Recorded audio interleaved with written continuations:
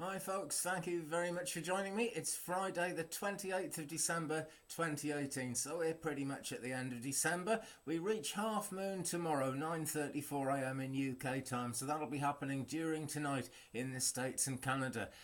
Also pretty much, well, tonight, it's not really happening yet, but it's the applying aspect and it's what matters in terms of the way things are going today, is the moon is going to enter Libra at 2 minutes past 8 tonight UK time, so that's going to be, what's that, 22 minutes past.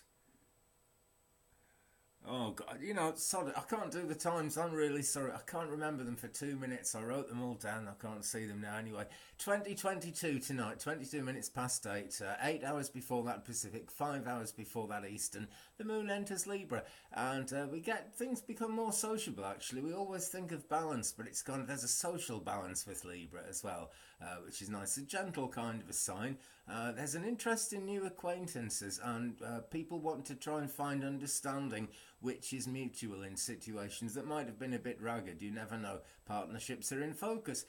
Great time for people coming together and having a celebration, basically. And we're so close to New Year now. I think that's really going to play into the spirit of the day.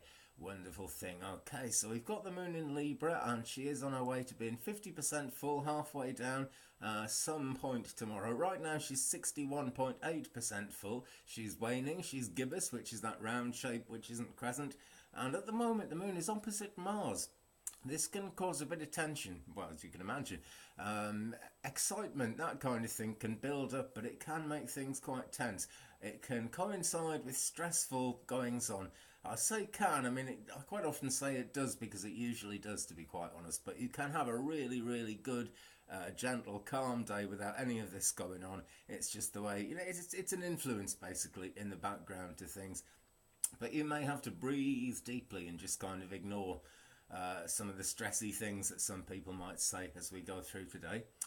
Okay, that just about wraps up the main things, but there's something quite important that I want to say about astrology. I've been on this journey with astrology for a very long time, and events have happened just in the since Christmas, that recently, which have really kind of woken me up to other aspects of astrology that I'd never looked at before.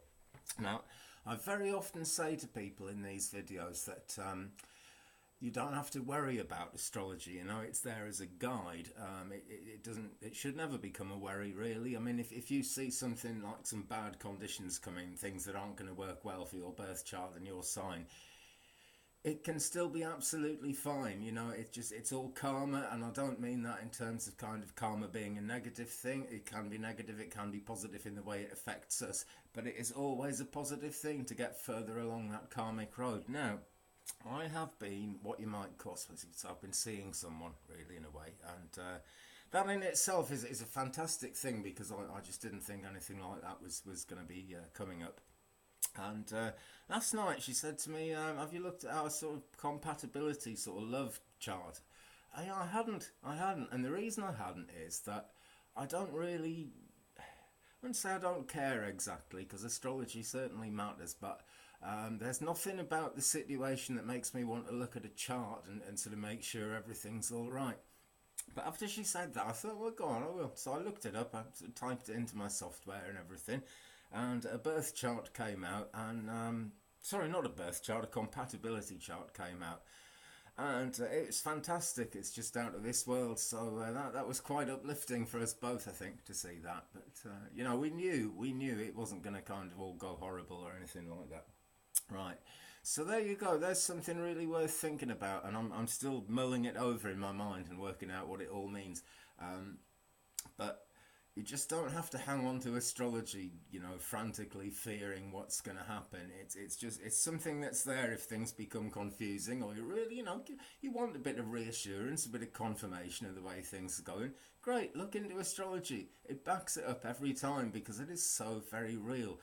It amazes me that so many people think it isn't real and it doesn't matter, particularly women who feel the influence of the moon on them, and actually particularly men, because we are very much influenced by the moon as well, but we don't realise it until we start looking at moon phases and working things out. So there we go, an interesting one as we come up to the end of 2018.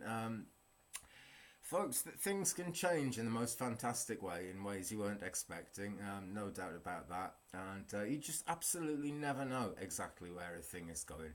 But astrology is a great guide, and that's why I like to be here every day if I can. It's not every single day, is it? But that's what I'm aiming for. So there we go. Thanks for watching, folks. I hope you have a really great day today, and keep it real, but keep looking at the stars and keep looking at the heavens and the planets and everything. Just dream.